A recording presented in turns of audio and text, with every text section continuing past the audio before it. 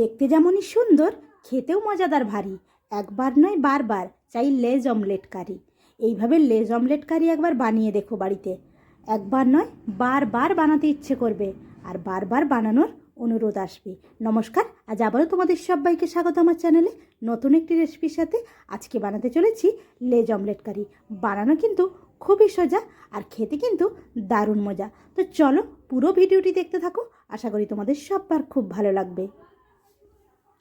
তো চলো, এই রেসিপিটি বানানোর জন্য আমি প্রথমেই 5টা ডিম ও এখানে 2 প্যাকেট লেজ নিয়েছি। তোমরা কম বেশি করে নিতে পারো। এরপর লেজটাকে খুব ভালোভাবে আমি ভেঙে নিয়েছি। এরপর কণ দুটো কেটে নিয়েছি ঠিক এইভাবে। কাঁচি দিয়ে তোমরা এক সাইডটাও কেটে নিতে পারো বা এইভাবে কণটাও কেটে নিতে পারো, কোনো সমস্যা নেই।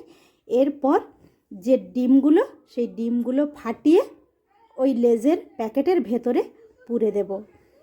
তো ডিমগুলো খুব সাবধানে কিন্তু এই প্যাকেটের ভেতরে পুরে দেব।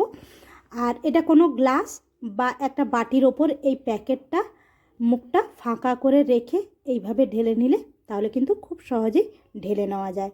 তো দেখো, এখানে কিন্তু আমি 2টো ডিম একটা প্যাকেটের ভেতর ভরে নিচ্ছি।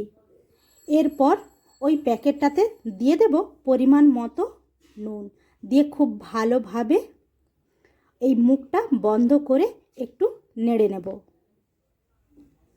যাতে নুনটা খুব ভালোভাবে চারপাশে চারিয়ে যায়।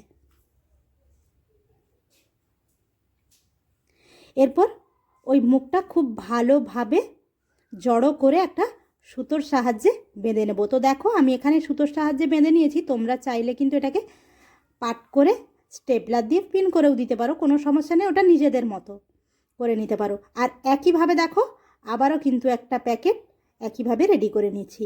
এরপর কড়ায় জল ফুটতে দিয়েছিলাম। ওই কড়াতে ওই বাঁধা যে লেজ ও ডিমের যে প্যাকেটগুলো, সেগুলো কিন্তু এভাবে দিয়ে দিলাম। দিয়ে 20 মিনিট মতো ওটাকে ফুটিয়ে নেব। মাঝখানে একবার উল্টিয়ে দিলাম। এরপর তোমাদেরকে 20 মিনিট বাদে দেখাচ্ছি। দেখো, ভেতরের ডিমটা কিন্তু সুন্দরভাবে একটা কেকের মতো তৈরি হয়ে গেছে। এরপর এগুলোকে নাবিয়ে ঠান্ডা করে ওই প্যাকেটটার সুতোটা খুলে এটাকে পিস পিস করে পনিরের মতো কেটে নেব। আচ্ছা, এখানে বলে রাখি, তোমরা চাইলে কিন্তু এভাবেও এই ডিমটা খেতে পারো, খেতে কিন্তু দারুণ লাগে। আর আমি এখানে ওটাকে একটু কারি মতো করব, তার জন্য আমি পিস পিস করে কেটে নিচ্ছি। এইভাবে একবার লেজ অমলেট কারি বাড়িতে অবশ্যই বানিয়ে দেখো, আর বাড়িতে বানালে কেমন হয়েছে আমাকে কমেন্ট করে জানিও। তো এগুলোকে আমি পিস পিস করে পনিরের আকারে কেটে নিচ্ছি। তোমরা তোমাদের পছন্দসই কেটে নিতে পারো। তো বন্ধুরা, আমার রান্না তোমাদের কেমন লাগে অবশ্যই আমাকে কমেন্ট করে জানিও। যদি ভালো লাগে অবশ্যই like, comment, share and subscribe করে পাশে থাকা বেল আইকনটি ক্লিক করে আমার পাশে থেকে যেও। তো দেখো, এগুলো আমি পিস পিস করে কেটে নিয়েছি। আর এখানে মশলাটা ধনে গুঁড়ো, হলুদ গুঁড়ো, লঙ্কা গুঁড়ো ও জিরে গুঁড়ো, এটাকে জল দিয়ে একটু ঘেঁটে ভিজিয়ে রেখে দিলাম। এরপর এই ডিমের যে কিউবগুলো, এগুলো চাইলে তোমরা একটু ভেজে নিতেও পারো, আবার এমনিও কিন্তু তরকারিও করে নিতে পারো। তো আমি এখানে তরকারি করে নেব আর ভাজলাম না। এর জন্য কড়াইতে তেল গরম করে তাতে দিয়ে দিলাম কুচিয়ে রাখা কিছুটা পেঁয়াজ। একটু নাড়াচাড়া করে নেওয়ার পর দিয়ে দিলাম আদা ও রসুন বাটা, দিয়ে আবারও নাড়াচাড়া করে নেব। তো এখানে আদা, রসুন, পেঁয়াজ একসাথে খুব ভালোভাবে ভেজে নেওয়ার পর দিয়ে দিলাম কুচিয়ে রাখা কিছুটা টমেটো, দিয়ে দিলাম পরিমাণ মতো নুন, দিয়ে আবারও কিন্তু নাড়াচাড়া করে নেব। এরপর এটা নাড়াচাড়া করে নেওয়ার পর দিয়ে দেব যে মশলাটা আমি জিরে, ধনে গুঁড়ো, হলুদ গুঁড়ো ও লঙ্কা গুঁড়ো আমি ভিজিয়ে রেখেছিলাম, সেটা দিয়ে দিলাম। দিয়ে খুব ভালোভাবে কষিয়ে নেব। আচ্ছা, এখানে বলে রাখি, তোমরা চাইলে এখানে কিন্তু সামান্য একটু টক দইও ব্যবহার করতে পারো। অল্প একটু জল দিয়ে মশলাটা খুব ভালোভাবে কষিয়ে নিয়েছি। তেলটা ছেড়ে যাওয়ার পর এইবার এখানে দিয়ে দেব পরিমাণ মতো জল। আর এটা আমি একটু কারি মতো করব, তাই অল্প একটু জল দিলাম। আচ্ছা, এখানে বলে রাখি, তোমরা কিন্তু চাইলে অল্প একটু আলুও ভেজে দিতে পারো ছোট ছোট করে কেটে, দিয়ে ঝোলও করতে পারো, তাহলেও কিন্তু খেতে দুর্দান্ত লাগে।